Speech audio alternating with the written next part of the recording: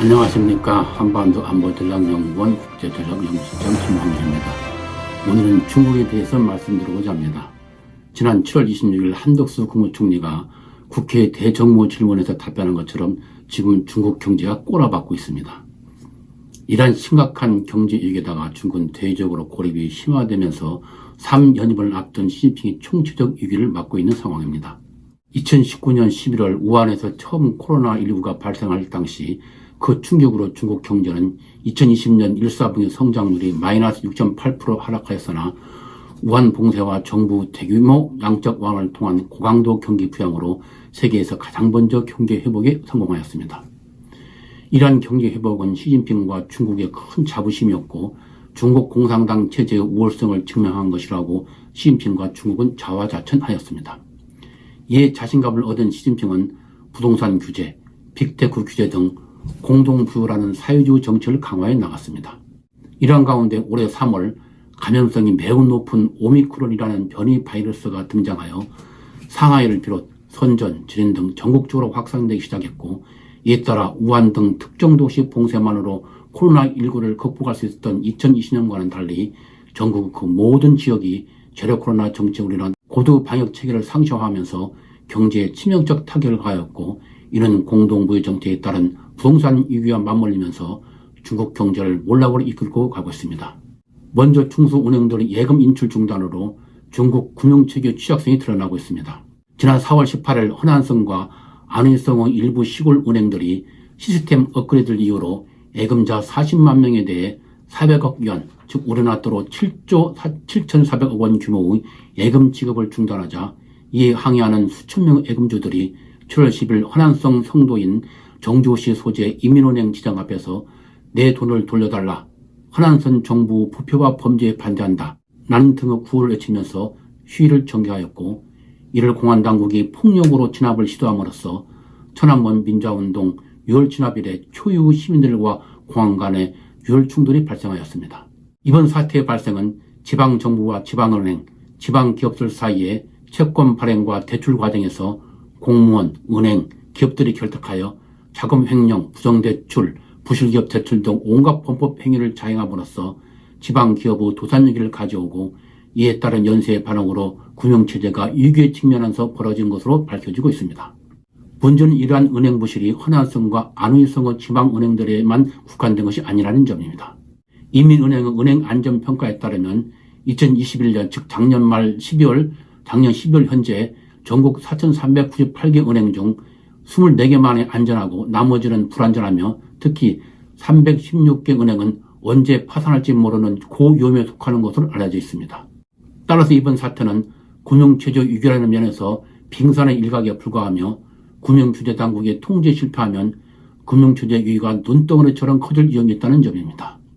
이는 중국의 금융체제에 대한 신뢰 추락, 나아가 국가주석 3연임을 앞둔 시진핑 체제에 대한 국민들의 신뢰 추락의 신호가 되고 있습니다.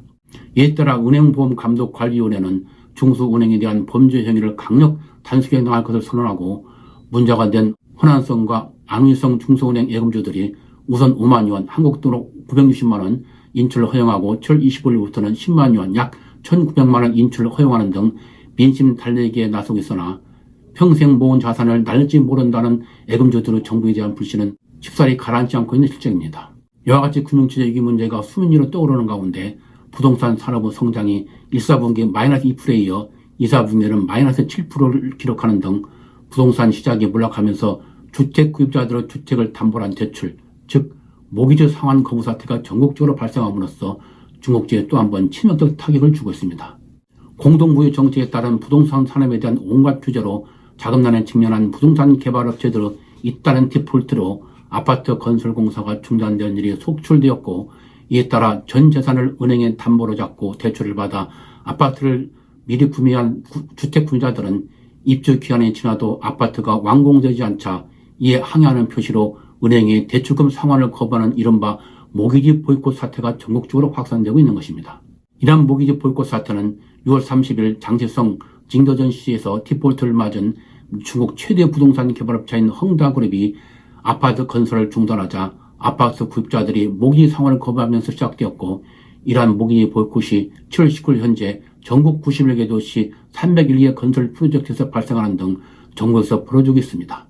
중국 부동산 정보회사 및 블룸버그 인텔리전스에 따르면 7월 25일 현재 공사가 중단된 주택단지 넓이는 총 2억 2,500만 제곱미터이고 중단된 건설 공사 규모는 4조 7천억 위안, 즉 한국 돈으로 932조 원이며 시진핑 공동부유 정책에 따른 부동산 규제로 헝다, 자자오웨, 수낙, 스마오 등 중국 주요 부동산 개발업체 19개가 디폴트를 맞았고 24개가 디폴트 위험에 처해 있어 앞으로도 주택건설 중단 사태가 더욱 확산될 소지가 있으며 따라서 모기지 보이콧도 더욱 확산될 가능성이 있는 것으로 알려져 있습니다.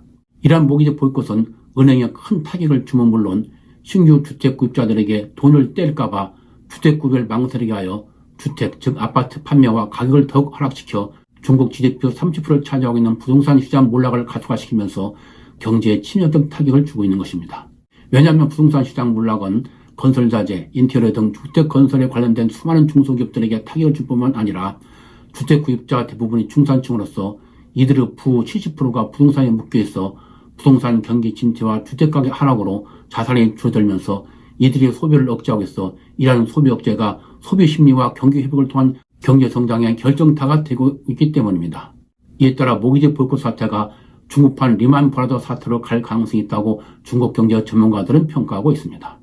이와 같은 부동산 시장 이유와 함께 지속적인 제로 코로나 정책과 빅테크 등 민간 기업 지지 등으로 중국 경제는 계속 꼬라박고 있습니다.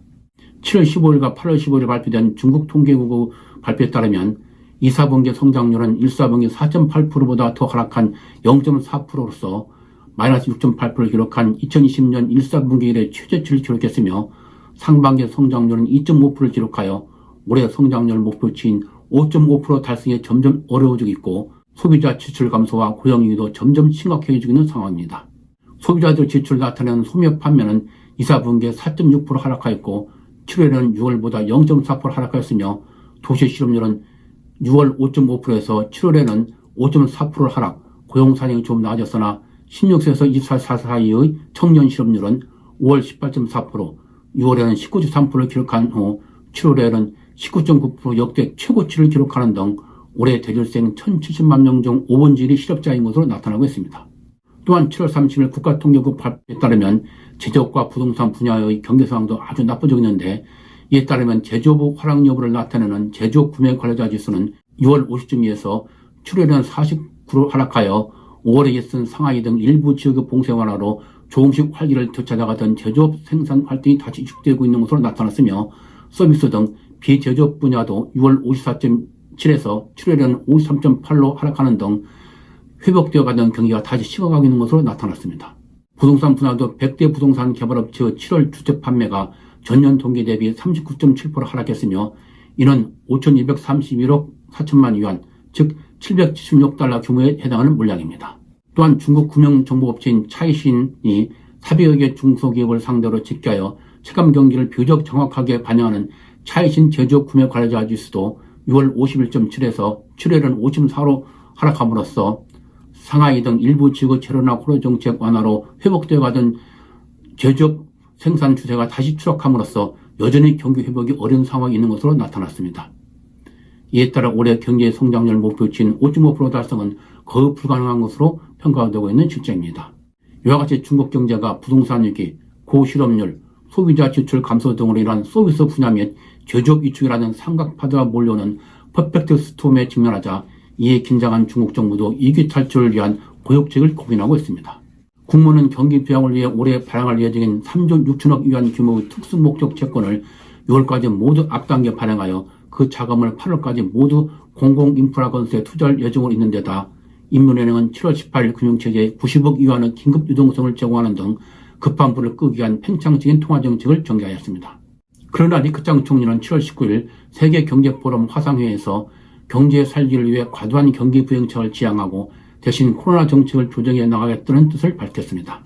이는 과도한 경기 부양책은 미래 세대의 자산을 끌어다 미리 사용하는 것으로 결국 부채 폭증으로 이어지기 때문에 사용을 절제할 것이나 현재의 경제 몰락은 결국 무관용 방침에 따라 발생한 도시 전역을 봉쇄하는 제로나 코로나 정책에 기인한다는 판단했다는 것입니다. 7월 11일 현재 중국은 31개 시에서 전 인구 5분질인 약 2억 4,700만 명이 제로 코로나 정책으로 봉쇄되어 집에 갇혀 있으며 이로써 4조 3천억 달러 규모 국내 생산 활동이 정지되어 있는 데다 코로나 확진도 제로 코로나 정책에도 불구하고 8월 13일 현재 신규 확진자가 2,000명 이상 발생하는 등 좀처럼 가라앉지 않고 오히려 더 증가하고 있어 야오양 중국경제연구센터 수장 등 많은 중국 경제 전문가들은 경제를 살리기 위해서는 제로 코로나 정책을 폐기하고 서방처럼 대폭적인 완화로 나가야 한다고 주장하고 있습니다. 그러나 7월 28일 하반기 경제 운영을 논의하기 위해 시진핑의 주재로 개최된 당 중앙정치국 회원은 복잡하고 엄중한 국제 환경 속에서도 우수한 방역 성과와 경제발전 성과를 동시에 이뤄냈다고 자화자찬하면서 따라서 버티는 게 승리이며 하반기에도 안정성 진전 기조를 유지하는 가운데 물가를 안정시키고 합리적 구간에서 경제를 운영함으로써 가장 좋은 결과를 정치해 나가야 한다고 강조함으로써 사실상 올해 성장률 목표치인 5.5% 성장을 포기하고 그동안 시진핑은 대표적 취적으로 선전해온 제로 코로나 정책을 흔들지 않고 고수해 나갈 방침을 재확인하였습니다. 그리고 합리적 구간에서 경제 운영을 명분으로 8월 15일 1년 만기 대출 금리를 2.85%에서 2.75%로 전격 이완하는 등 경기 부양을 위한 양적 완화를 강화하였습니다. 이로써 중국 경제는 제로 코로나 정책 조정을 통해 경제를 회복하겠다는 이거창의 의도와는 달리 계속 꼬라박을 수밖에 없는 실정입니다. 이제 중국은 더 이상 세계 성장의 엔진이 아니며 대몰락이 시작되고 있다고 하겠습니다. 시진핑이 이러한 대몰락의 위기를 덮기 위해 정가의 보드인 민족주의와 부패척결 카드를 꺼내들고 있습니다. 시진핑은 7월 26일부터 27일간 열린 성장 및 부장급 간부에서 지난 5년은 갑작스러운 코로나19에도 경제발전과 방역을 총괄해 세계에서 가장 좋은 성과를 거두었으며 국제정세의 급격한 변화에 직면해 국가의 존엄과 핵심 이익을 보호하고 우리나라의 발전과 안보 주도권을 확고히 장악했다고 주장하면서 향후 5년이 중화민족의 위대한 부흥을 이룰 관건 시기라고 강조하고 중화민족의 위대한 부흥은 반드시 공산당이 이끄는 중국식 사회주의 현대화 강국을 전면적으로 건설하는 것으로 당은 잠시도 긴장을 늦춰서는 안 된다고 강조하였습니다. 이로 7월 29일부터 30일까지 열린 중앙통일전선 공작회의에서 중화 자녀들의 대단결을 촉진하는 것이 신세대 애국통일전선의 역사적 책임이라면서 애국 세력과 애국심 배양을 주문하였습니다. 그리고 8월 6일 펠로시 미 한의장의 대만 방문에 대해서도 대만 봉쇄 군사훈련 실시 등 강력하게 대응하면서 8월 16일에는 라오닝성 진저우실 방문, 1948년 국공내전 시에 공산군이 미국의 지원을 받던 국민당군을 패퇴시킨 야오선 전투 기념관을 시찰하여 국공내전 승리 의미를 강조한 데 이어 등호 3년 공원 시찰을 통해 공동구를 다시 한번 강조하는 등 민족 감정 자극과 사상 강화를 통해 대내의 위기를 돌파해 나가는 의도를 표출하였습니다. 이러한 가운데 당중앙 규율검사위는 7월 28일 샤오아칭 공업정보화 부장을 중대한 기후 및 법률 위반 여부를 전격 체포함으로써 시진핑의 지도력에 대한 회유감 확산으로 흔들리는 공직사에 경고를 보냈습니다. 그러나 8월 11일 에스토니아와 라트비아가 중국의 약탈 외교와 러시아의 우크라이나 침공 지지에 대한 불만으로 중국이 주도하는 16+1 동유럽 경제협정을 전격 탈퇴하고 펠로시 미 하원의장은 대만 방문에 대한 중국의 강경 대응에 대해 대만을 지지하기 위해 프랑스, 독일 등의 EU 의원들이 8월 10일 잇따라 대만 방문 계획을 발표하는 등 중국의 외교적 고립이 점점 심화되고 있는 시점입니다. 이에 따라 시진핑은 지금 대내의 면에서 총체적 위기를 맞고 있는 상황입니다. 이러한 위기를 맞이할 시진핑은 임기응변식으로 대응해서는 위기를 벗어날 수 없다고 하겠습니다. 왜냐하면 이러한 위기는 중국 특색 사회주의 구조적 무수에 따른 적폐가 역대 정부를 거치면서 축적되어 온 데다가 시진핑의 사회주의 강화와 중화민족의 위대한 부흥을 위해서는 강압과 약탈 외교라는 대영에 기인한 것으로 현재 임계점을 향해 달려가고 있기 때문입니다.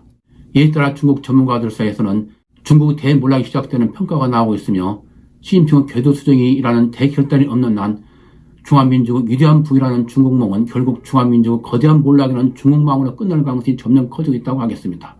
따라서 우리는 꼬라박고 있는 중국을 주시하면서 사전에 면밀한 대책을 마련해 나갈 필요가 있다고 하겠습니다.